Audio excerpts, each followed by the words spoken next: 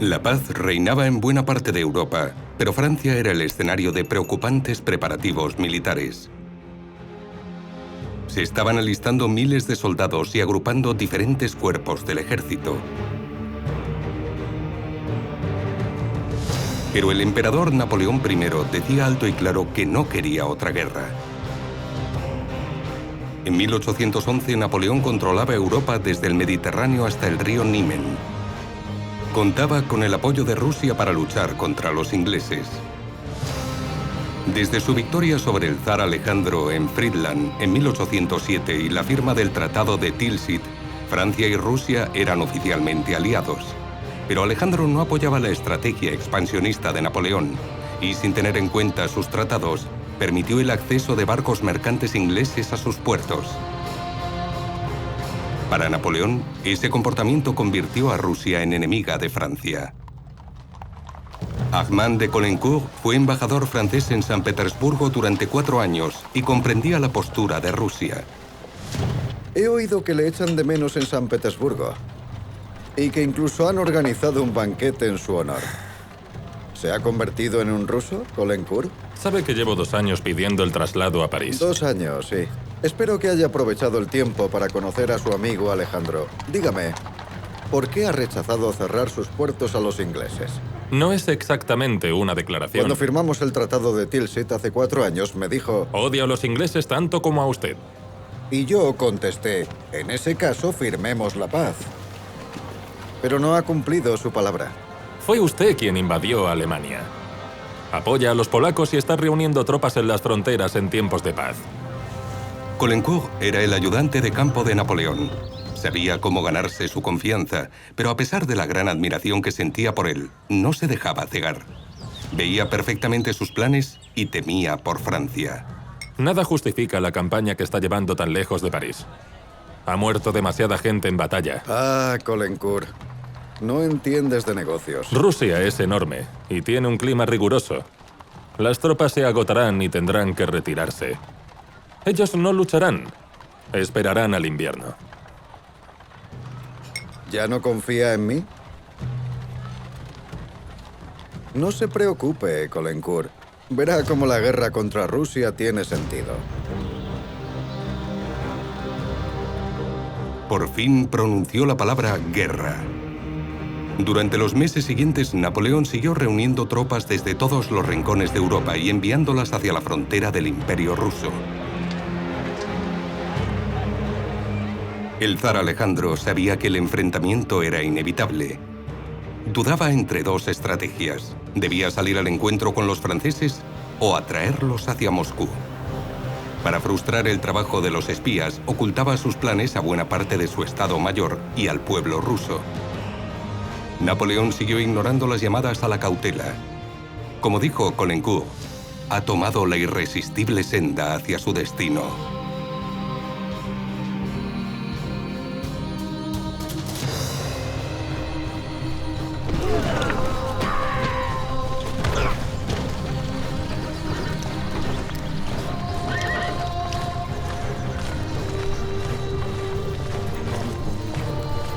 Primer día de campaña. 500.000 de hombres.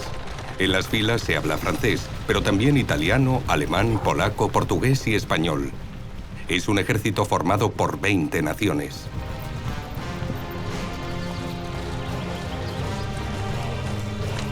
El primer imperio avanzaba hacia su destino. Napoleón quería un ataque relámpago, porque, según él, esa demostración de fuerza bastaría para que el zar entrase en razón. Quería cumplir con su sueño de unir a todos los pueblos de Europa. Prometió a sus tropas que pronto volverían a casa, pero más allá del río Niemen, en la frontera con el Imperio ruso, comenzarían a adentrarse en lo desconocido. Lo más importante de la Gran Armée es que era enorme. Era el mayor ejército de la historia de Europa. La particularidad de la Gran Armée de Napoleón es que contaba con muchos civiles. Algunos oficiales y suboficiales llevaron a sus mujeres, sus hijos e incluso a sus amantes. Así que en las filas había gente de todo tipo. Algunos llevaban con él desde la campaña de Egipto. Eran la vieja guardia, los cimientos de la Gran Armée. Creían en Napoleón y le seguían. Para ellos era una estrella, un genio.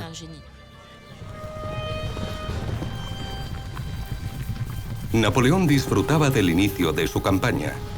Lo había conseguido, estaba en la tierra de los zares. En una carta a su esposa Marie-Louise revelaba su optimismo y una cierta indiferencia. Querida amiga, no ha sucedido nada significativo. Gozo de buena salud, pero hace demasiado calor. El verdadero adversario de Napoleón para garantizar el dominio francés en Europa era Inglaterra. Su objetivo era someter a Inglaterra y obligarla a firmar la paz. Y para ello hizo un pacto con Rusia en 1807. Era una alianza del poderoso con el débil. Obligaba a Rusia a declararle la guerra a Inglaterra y poner fin al comercio con los ingleses. Pero los rusos no respetaron esa parte del trato, porque el comercio con los ingleses era vital para su economía. Otro elemento más ideológico fue decir que la guerra contra Rusia servía para que la civilización europea se impusiera sobre los bárbaros asiáticos, de los que formaban parte los rusos. Pero si preguntabas a los rusos, te decían que lo que quería Napoleón era invadir Rusia. Napoleón quería ganar la guerra rápidamente. Esperaba derrotar al ejército ruso en menos de 2 meses, forzando así a Alejandro a firmar la paz según sus términos. No quería destruir el imperio ruso, ni tampoco destronar a Alejandro. Napoleón quería una guerra breve. Para Alejandro, el enemigo al que debía derrotar era Napoleón y no Francia, por cuya cultura e historia sentía gran admiración. De hecho, le gustaba hablar en francés tanto como en ruso.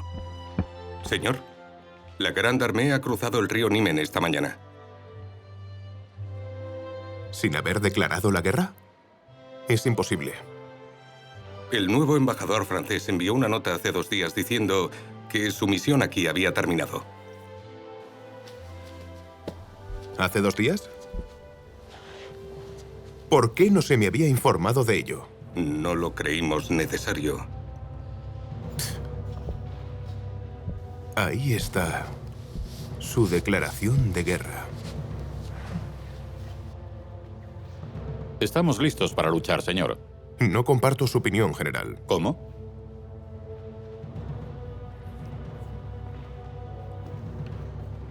Quiere una guerra corta, cuyo resultado vendrá determinado por una de esas victorias que han marcado su gloriosa carrera. Quiere otro Austerlitz. Pero no le daremos ese placer. ¿Se negará a luchar? Es una actitud indigna. Dejaremos que se pierda. Eso nos dará tiempo. Alejandro I era una persona complicada. Era un político astuto y muy duro, pero también un individuo sensible al que era fácil hacer daño. ¿Quién no se sentiría inferior a Napoleón en términos militares? Alejandro trató de dirigir sus tropas durante la campaña de 1805 y la batalla de Austerlitz acabó siendo catastrófica. Alejandro sabía que no poseía una mente militar brillante y por primera vez en la historia de Rusia, en 1812 decidió no dirigir personalmente sus tropas. Alejandro aprendió la lección de su derrota en Austerlitz en 1805. Napoleón, hábilmente, le hizo creer que en su ejército solo quedaban 40.000 hombres, cuando en realidad tenía el doble. Atrapado, engañado y humillado, el zar y su aliado austríaco habían dejado 16.000 muertos tras de sí en el campo de batalla. Esta fue la primera de una gran serie de victorias de la Grande Armée hasta que entró en Rusia 7 años después.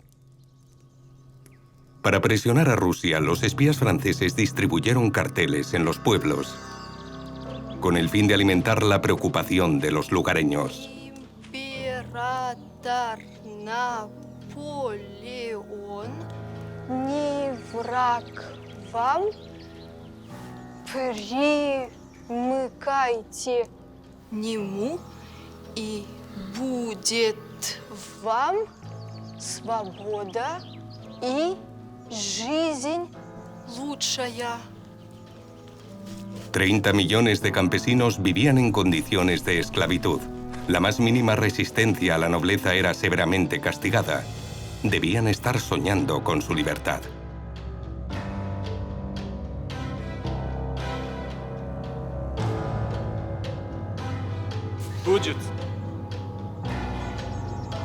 Con la promesa de abolir la esclavitud, quizás podía ganarse su lealtad.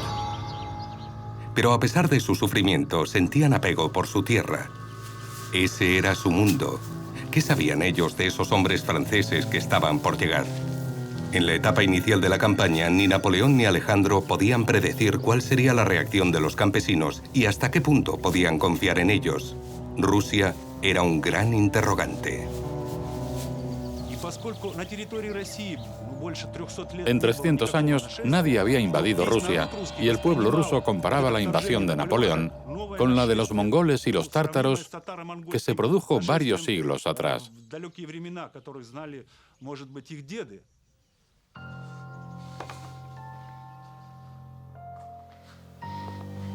Pánfil Nazarov tenía tan solo 20 años, pero el zar necesitaba soldados para luchar contra Napoleón, al que presentaba como el anticristo.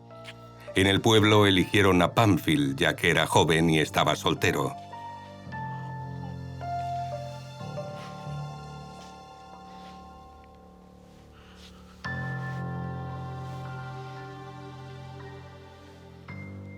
Los jóvenes esclavos como él eran reclutados con el consentimiento de sus dueños, quienes lo veían como una contribución a la defensa de la madre patria.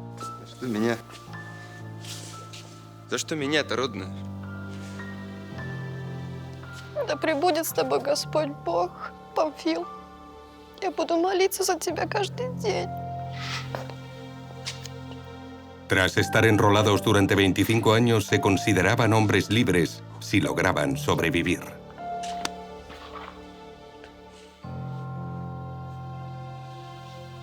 Pánfil Nazarov debía aprender la dura lección de convertirse en soldado, y pronto estaría preparado para enfrentarse a la Grande Armée.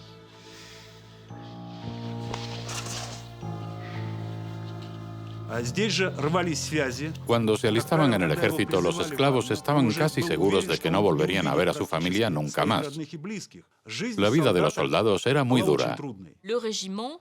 El regimiento se convertía en su familia, y ese era un elemento fundamental que explicaba el valor con el que luchaban por esa especie de familia adoptiva. La nobleza rusa tenía miedo de que Napoleón aboliese la esclavitud en Rusia, y eso sembró el caos. La Grande Armée avanzaba hacia Vilna, pero el enemigo rehusaba luchar. La Guardia Imperial de Napoleón por fin divisó una columna rusa.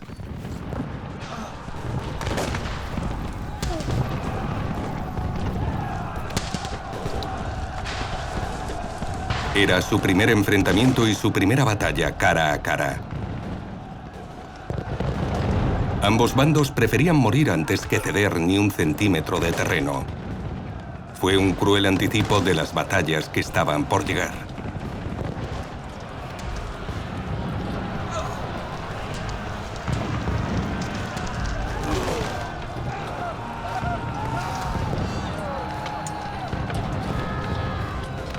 Los franceses repelieron sin esfuerzo a sus atacantes y eso alimentó la esperanza de que el zar capitularía en cuestión de días.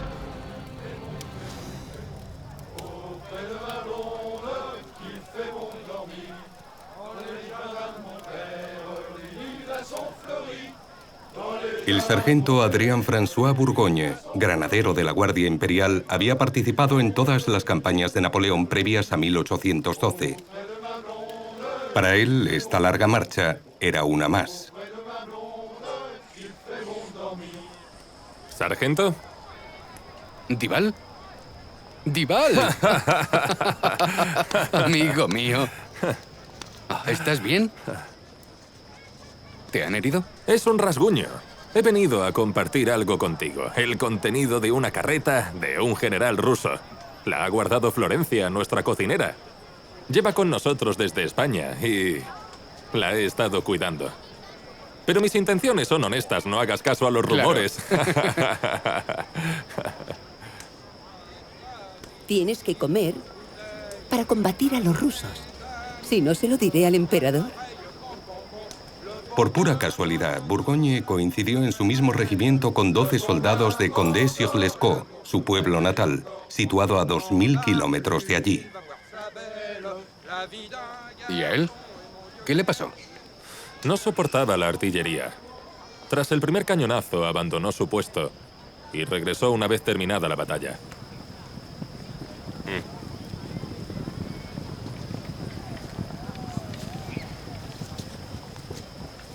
Vino de un general ruso. No puede rechazarlo. Pronto te curtirás. Uno aprende a lidiar con sus miedos, con la ansiedad y el dolor. ¿Usted siente miedo? Claro, igual que todos. Me han herido 2 veces. Y entiendo lo que significa que te elijan al azar y que te separen de tu familia. Las caminatas, las noches sin dormir mientras llega la batalla. Si mi familia no fuese pobre, habría venido alguien en mi lugar. Por eso está aquí él. Un recluta le pagó para que lo sustituyese. Nunca he gastado un centavo de mi paga. Mire cómo tengo las suelas. Y han de durar 3 años. ¿Qué hacemos aquí? ¿Lo sabe? ¿Para quién luchamos? El sargento Bourgogne quiso hacer del ejército su profesión y a su juicio Napoleón era infalible.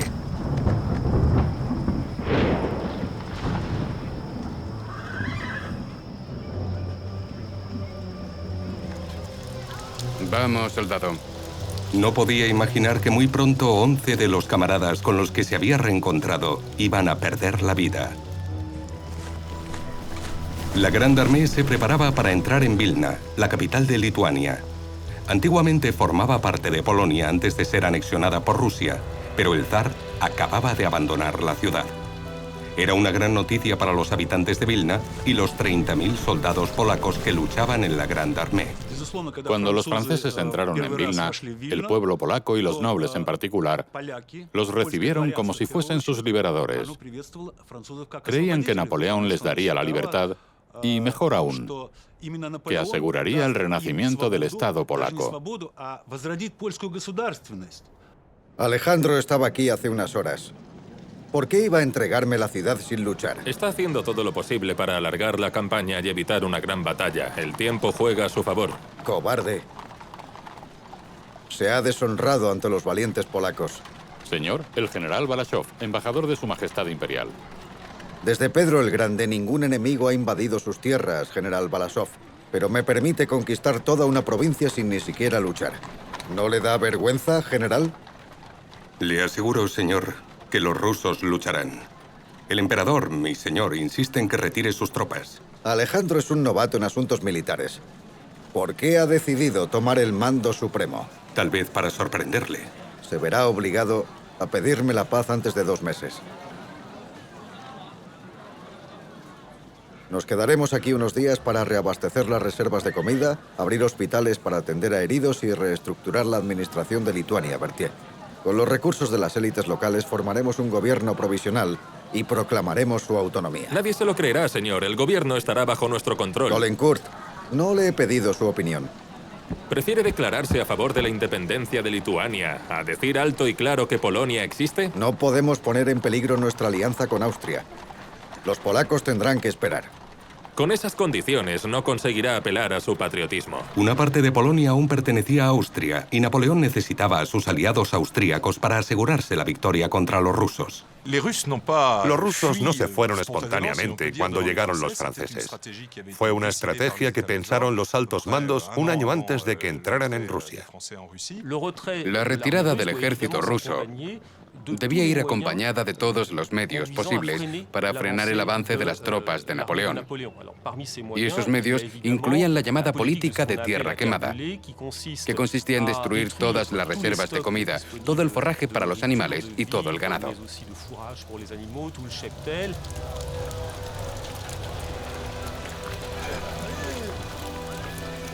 La Grande Armée abandonó Vilna para ir a la zaga del evasivo ejército ruso y las tropas se veían forzadas a caminar entre 20 y 40 kilómetros al día, siempre hacia el este. Las lluvias torrenciales hacían que cada paso fuera una verdadera lucha contra el barro.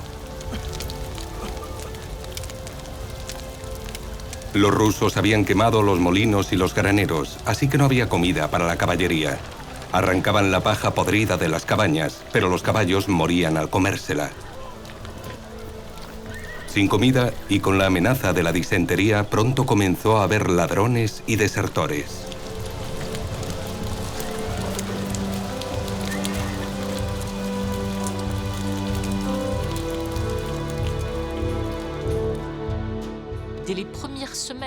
Desde las primeras semanas, las cosas empezaron a torcerse.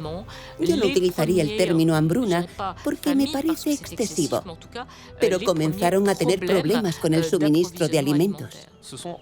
Varias decenas de miles empezaron a robar y a vivir del ejército sin estar operativos, militarmente hablando. Para reunir a sus tropas y fomentar la cohesión, Napoleón necesitaba la gran batalla que tanto anhelaba. Distinguieron unas pequeñas luces en la distancia. Pertenecían al campamento del ejército ruso, el ejército del zar. Era el momento que habían estado esperando. Estaban ahí, podían verlos. El objetivo de Napoleón estaba muy cerca. Al día siguiente comenzaría la gran batalla. Solo una victoria más, otro Austerlitz, y la guerra habría terminado.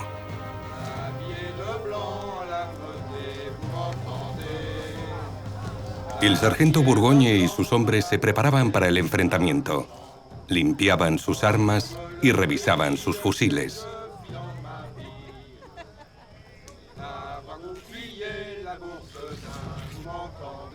Cortaban trozos de tela por si resultaban heridos, ya que en el campo de batalla cada uno debía tratarse sus propias heridas. Algunos escribían sus últimos deseos, mientras soñaban con volver a ver a sus esposas y a sus hijos. Los más despreocupados cantaban o dormían.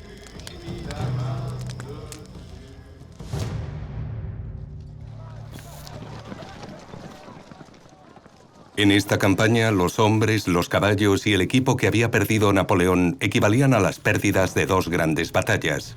Necesitaba una victoria con urgencia. Señor, debe venir, deprisa. Enseguida, Caulaincourt. Señores.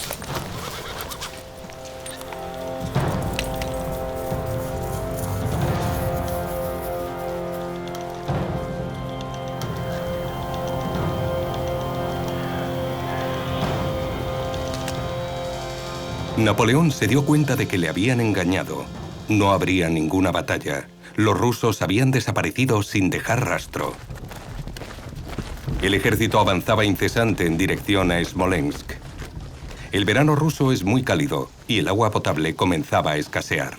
Algunos batallones solo podían aplacar su sed con cerveza, pero seguían avanzando. A pesar de las dificultades de los primeros momentos de campaña, Napoleón tenía una estrategia y había venido a luchar. Su estrategia casi funcionó, porque los movimientos de sus tropas estaban forzando al ejército ruso a reunirse cerca de Smolensk.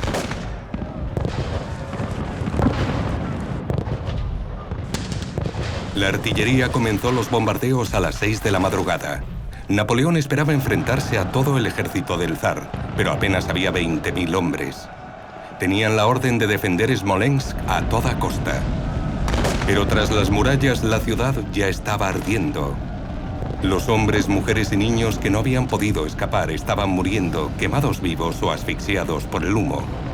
La ciudad estaba perdida. Napoleón salió victorioso.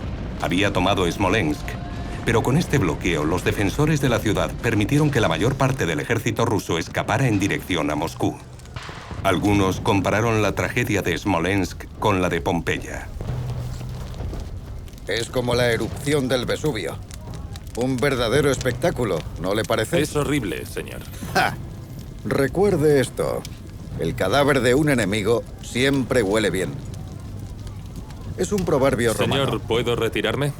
Son los rusos quienes avivan las llamas mientras su ejército escapa a Caulaincourt. Ahora su amigo Alejandro tendrá el honor de enfrentarse a mí al menos una vez. Tras lo cual haremos las paces, como dos campeones que se reconcilian tras un duelo. La guerra es política, Caulaincourt. La paz no llegará si estamos a este lado del Rin. Caulaincourt sufre por el dolor que le inflijo su amigo. El zar no es mi amigo. Soy más francés que aquellos que le adulan y le complacen. Tranquilícese. Habla con el emperador. ¿Por qué debería callar? He hecho lo posible por prevenir esta guerra. Señor, envíeme a España. Deje que me vaya. Es demasiado sensible, Caulaincourt. Sabe el aprecio que le tengo. Que Alejandro se declare en contra de Inglaterra y todo habrá terminado. ¿Y mientras tanto? Si no quiere que me nombren emperador del Kremlin, más le vale detenerme. Napoleón creía en la batalla, porque quería luchar y podía ganarla. Estaba convencido de que Alejandro pronto pediría la paz, y me di cuenta de que lo único que podía hacer era confiar en las ideas que hasta entonces me habían hecho tan feliz. El destino de la ciudad fue trágico, porque aquel lugar quedó completamente arrasado por el fuego, provocado por los rusos, de acuerdo con su política de tierra quemada. Smolensk fue el primer punto de inflexión de la guerra, ya que murieron muchos civiles y comenzaron a ser también ellos víctimas de la guerra. Se considera que la guerra patriótica contra el invasor francés comenzó tras la toma de Smolensk. Napoleón el invasor. En Smolensk creó un ayuntamiento formado por ciudadanos rusos que debían obedecerle si no querían ser castigados y a los que pagaba con moneda francesa. Ordenó que se cobrara a los habitantes un impuesto por el trigo, el ganado y el forraje. Esas elevadas tasas sirvieron para acrecentar el odio contra las fuerzas de ocupación francesas. Pero los rusos no comprendían por qué Alejandro no se enfrentaba a ellos para defender sus pueblos y sus tierras. Eso provocó la primera crisis de confianza entre el zar y la población rusa. Una crisis que también se vivió en el seno del ejército imperial. El general Bagration envió una carta a su amigo Yermolov en la que decía: «Me avergüenza llevar este uniforme, me está matando. Nos han movido como si fuésemos peones y ahora nos quedamos aquí sufriendo en nuestra propia frontera. Me indigna tanto que me estoy volviendo loco. Voy a cambiar mi uniforme por las ropas de un campesino». Las constantes retiradas hacían que los soldados rusos se sintiesen unos cobardes y su moral estaba más baja que nunca. Son espías extranjeros. En su ejército hay 1000 oficiales alemanes. Las vergonzosas retiradas que esos extranjeros están ordenando ya no inspiran confianza. Por eso los he reunido hoy aquí. Voy a nombrar a un comandante supremo que sea capaz de unir al ejército y también al pueblo. Nuestra victoria depende de este nombramiento. Yo propongo al general Kutuzov. A Alejandro no le gustaba Kutuzov, porque su rostro le recordaba a la derrota de Austerlitz, ya que entonces Kutuzov propuso una idea que el zar no siguió, y todo acabó en un terrible fiasco. Según parece, al general Kutuzov le gustaba la buena comida y las mujeres.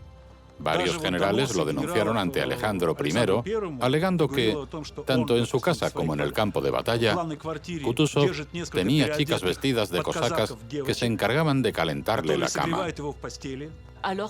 Alejandro era un hombre muy discreto, y desde ese punto de vista, el estilo de estos dos hombres era incompatible.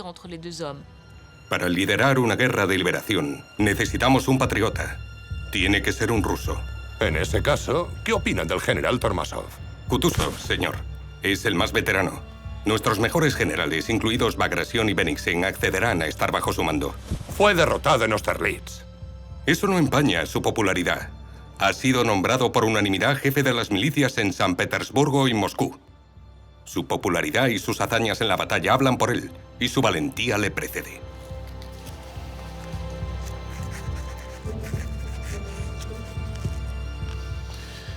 El general Barclay de Tolly seguirá siendo el comandante en jefe del primer ejército imperial. Y el general Bagration lo será del segundo ejército. Pero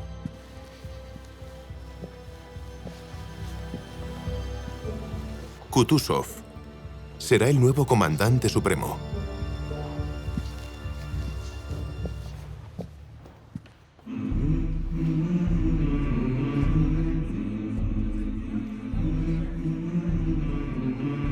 Корсиканец презирает меня. После Аустерлица он считает меня ничтожным генералом. Подожди, я сам. А между тем это в его войсках полный разбал боевого духа и военной дисциплины. Ладно, воспользуемся этим. Пошли. Nada más ser nombrado, Kutuzov apeló al patriotismo de sus tropas. Camaradas, escribió, cumplid con vuestro deber.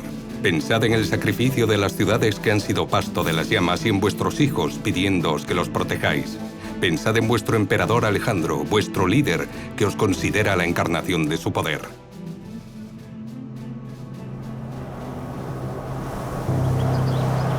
Mientras el ejército del zar se reorganizaba, Napoleón pedía a sus hombres que se esforzasen aún más. No había cabida para el descanso. Las ráfagas de viento formaban torbellinos de polvo ardiente.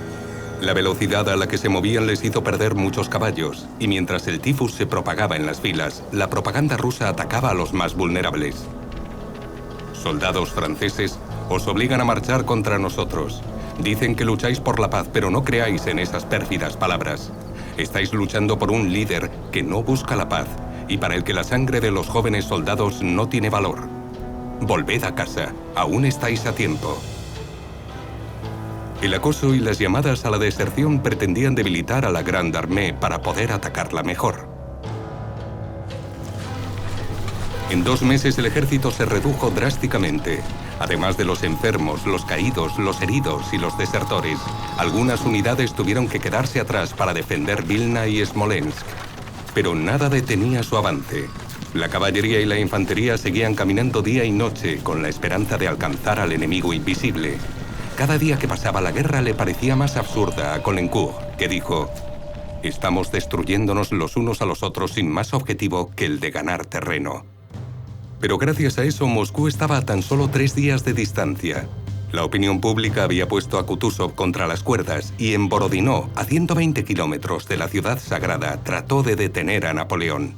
El terreno era escarpado y boscoso, y eso ralentizaba al enemigo.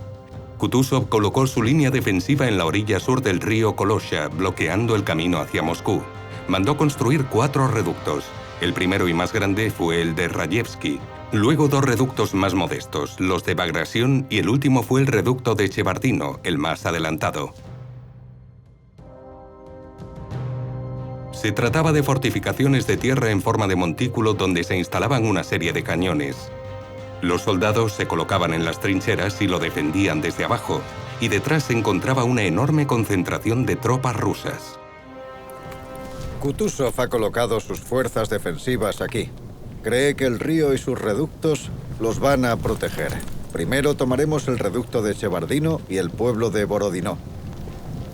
Luego posicionaremos nuestras tropas para la batalla final. Nuestro ejército entrará por aquí para evitar que el ejército ruso nos rodee. Adelante.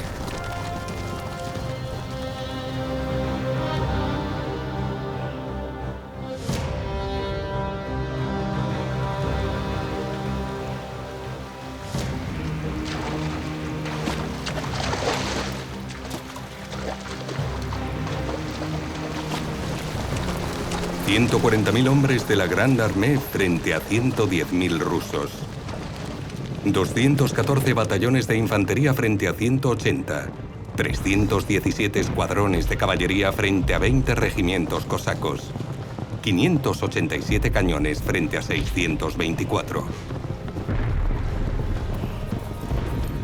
El estruendo de los cañones llenaba de regocijo a los franceses, porque sabían que esta vez los rusos no habían levantado el campamento.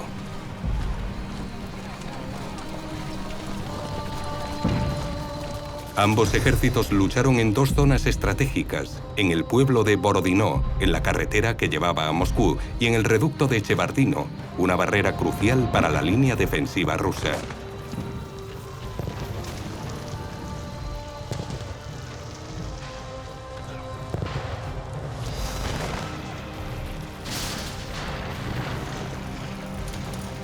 En menos de una hora, más de 10.000 hombres murieron o resultaron heridos.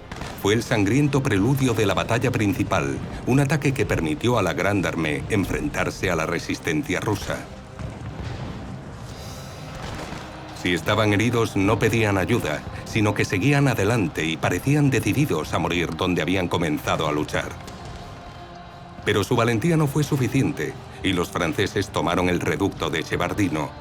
A pesar de las pérdidas, la primera parte del plan de Napoleón fue un éxito.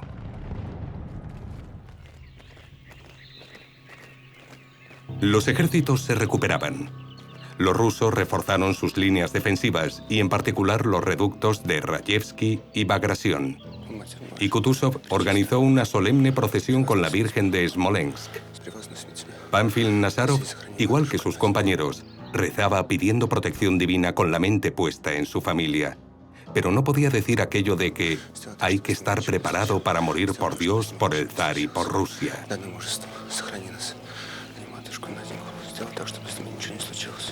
Los rusos nunca rezaron con tanto fervor como lo han hecho hoy, escribió el poeta Glinka. En estos momentos, nuestras almas y nuestros corazones mantienen conversaciones secretas con Dios.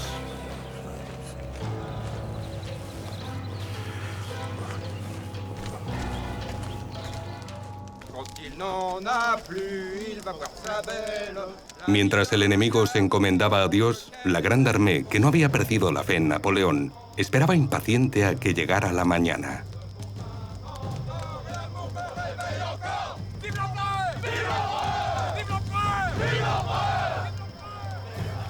El emperador había dormido mal. Caulaincourt, gracias. Se acostó a las 3 de la madrugada, preocupado porque los rusos pudieran desaparecer de nuevo. Pero al salir de su tienda recuperó la confianza. Las primeras luces de la mañana le recordaron a Austerlitz. La tarde anterior volvió a trazar los planes de batalla. Quería acabar con el flanco sur de las fuerzas enemigas para atacar las fortificaciones que habían construido los rusos, en concreto el reducto de Rayevsky. La Guardia Imperial se quedaría en la retaguardia, lista para intervenir si fuese necesario. Soldados, esta es la batalla que tanto hemos anhelado. Ahora la victoria depende de vosotros.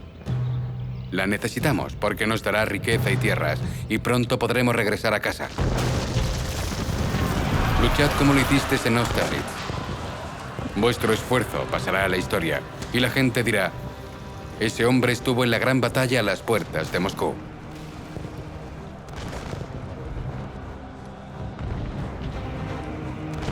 Los ejércitos lucharon cuerpo a cuerpo durante 10 horas. Bajo una lluvia de balas, cañonazos y casquillos, olvidaban el miedo. Apenas se daban cuenta de que sus camaradas caían abatidos. Para los rusos fue la batalla de Borodino, pero los franceses le dieron el nombre de Batalla de Moscú.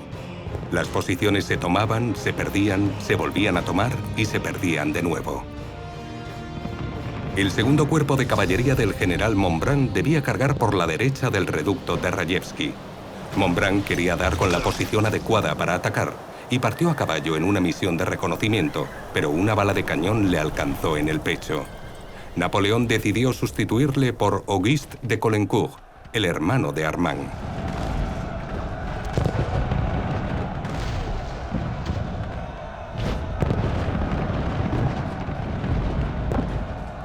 La infantería rusa, desestabilizada por las heridas mortales del general Bagration, se rehizo y dobló sus esfuerzos para recuperar el terreno perdido. Aquellos que lucharon en esta matanza hablaban de un infierno, de un cielo ardiente, del apocalipsis y de cañones que propagaban la muerte. Caulaincourt tuvo entonces una terrible premonición. A las 3 de la tarde, su hermano Auguste, que encabezaba el 5º regimiento de coraceros, apoyado por 2 divisiones y 2 batallones de infantería, asaltó el gran reducto de Rayevsky.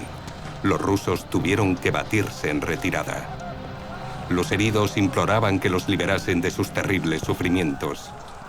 Los rusos abandonaron sus posiciones, pero su ejército no había sido aniquilado. La batalla fue espeluznante, pero si había un ganador, también debía haber un perdedor. Creo que es muy complicado evaluar el resultado de la batalla de Borodino, porque tanto Napoleón como Kutuzov tenían sus propios objetivos y ninguno de los dos los cumplió. El objetivo de Napoleón era derrotar por completo al ejército ruso y el de Kutuzov detener a los franceses y proteger Moscú. ¿Qué significa entonces ganar una batalla? Podría decirse que el ejército ganador era aquel que controlaba el campo de batalla. Si partimos de esa premisa, hubo un claro ganador en la batalla de Moscú, porque los rusos se retiraron y los franceses controlaron el terreno. Por lo tanto, Napoleón ganó la batalla de Moscú. Es cierto que en términos estratégicos, la batalla de Moscú debilitó a la Gran Armée, y por eso los rusos consideran que fue una victoria. Todo el mundo estará de acuerdo si decimos que los franceses ganaron la batalla de Moscú y que los rusos no perdieron la batalla de Borodino.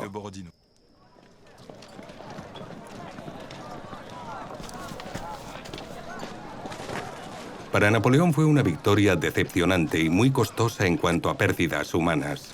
Pero la Guardia Imperial, la élite de la Grande Armée, se había quedado atrás.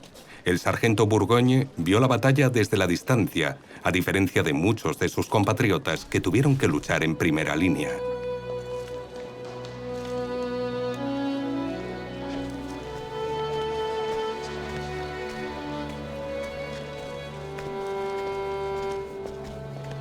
Napoleón fue prudente, quizás demasiado, y no quiso arriesgarse a debilitar a su guardia. Pero si hubiera enviado a Burgoyne y a sus hombres al combate, la victoria quizás habría sido más rotunda. Tal vez se habrían salvado muchas vidas, y los compañeros de Burgoyne habrían vuelto a casa sanos y salvos. Cayeron muchos héroes, soldados, oficiales y generales. Caulaincourt nunca olvidaría aquel espantoso día. Si no triunfamos, me quito la vida. Eso fue lo último que me dijo Auguste. Encabezó el ataque decisivo contra el Gran Reducto. Pero ¿tuvo tiempo de disfrutarlo antes de ser alcanzado por una bala enemiga? Para el emperador, Francia había perdido a uno de sus mejores oficiales, pero yo había perdido a un hermano. Tenía 35 años.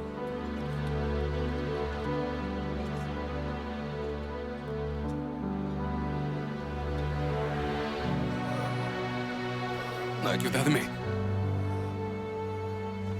¡Ayudadme! En aquel fatídico día se dispararon 120.000 balas de cañón y 300.000 cartuchos. Y las pérdidas humanas fueron terribles. 45.000 rusos murieron, resultaron heridos o desaparecieron, más de un tercio de las tropas. Napoleón perdió 28.000 hombres.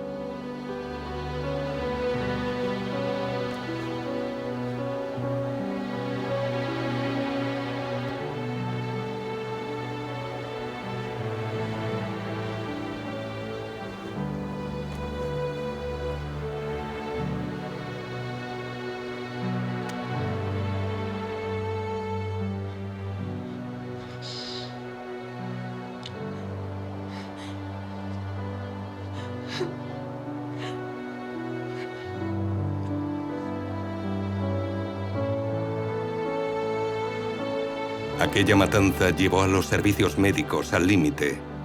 Muchos heridos se quedaron en el campo de batalla sin recibir ayuda.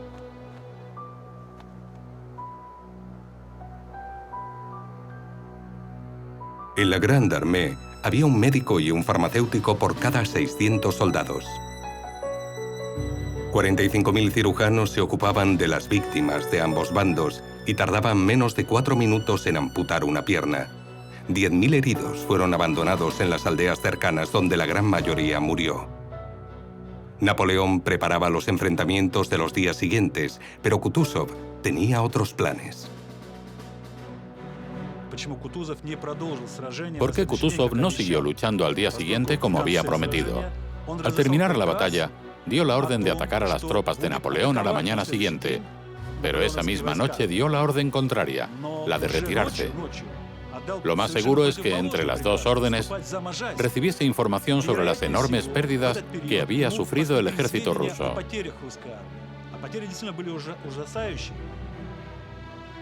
Kutuzov pasó mucho rato con sus generales sopesando los pros y los contras de una nueva batalla y reconoció que sus tropas no eran suficientemente fuertes para detener a Napoleón y que lo mejor era reservarlas y buscar refuerzos.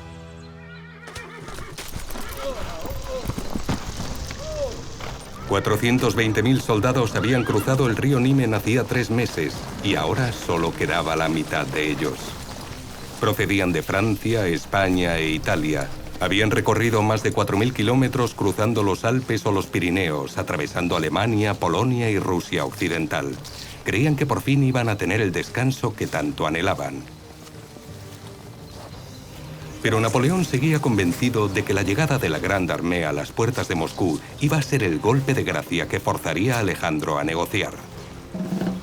El sargento Bourgogne recordaba: después de atravesar un enorme bosque, por fin pudimos atisbar Moscú. Y en momentos como ese, uno lo olvida todo. El peligro, el cansancio, los compañeros caídos. Y solo le importa una cosa: el placer de entrar en la tierra prometida. Pero Napoleón, que soñaba con entrar en la ciudad como un héroe victorioso, igual que hizo en Viena y en Berlín, descubrió que Moscú había sido abandonada y que ninguna figura pública vendría a entregarle las llaves de la ciudad. Solo se quedaron aquellos que no tuvieron ni dinero ni tiempo para huir.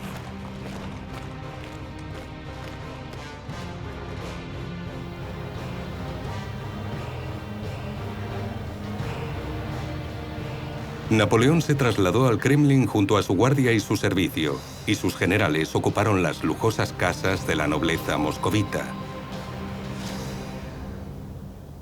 ¿Dónde están nuestras divisiones? Señor, hay incendios por toda la ciudad. Al parecer han sido los rusos. No, no puede ser. Esos bárbaros no pueden estar tan locos como para destruir Moscú. No queda ningún camión de bomberos, se los han llevado. Buscad a los pirómanos. Y que sean ahorcados.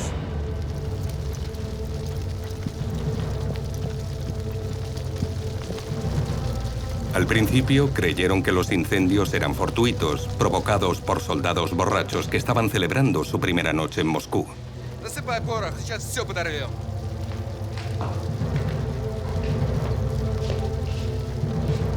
Pero pronto quedó claro que no era algo accidental. Había decenas de pirómanos dispersos por la ciudad. ¿Quiénes eran? ¿Y quién les estaba dando la orden de desatar aquel infierno?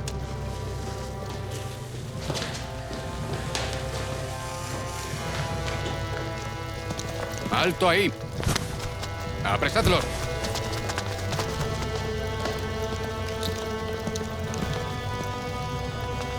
¿Hay alguien ahí? Sargento, hemos encontrado un tesoro. No se precipite. ¡Cuerpo a tierra!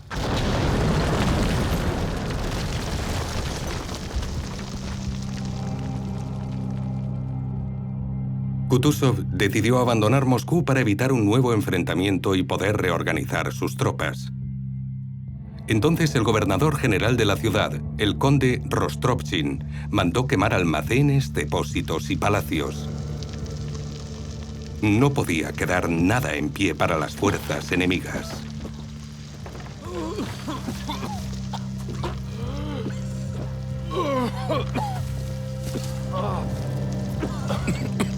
¿Están todos bien? Sí, mi sargento. El sargento Bourgogne recordaba: en el momento de la explosión pensamos que estábamos muertos, enterrados bajo los escombros. A los rusos no les importaba cómo acabar con nosotros.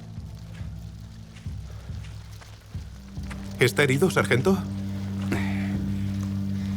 No es nada. ¿Dónde estamos?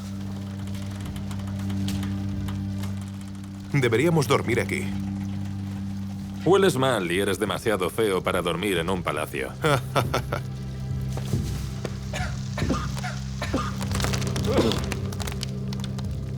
¡Mire! ¡Mi sargento!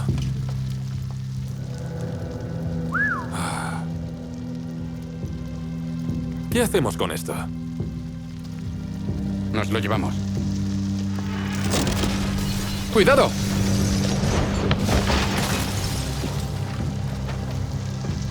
El edificio se derrumba. Hay que salir de aquí. Vamos. El peligro estaba por todas partes.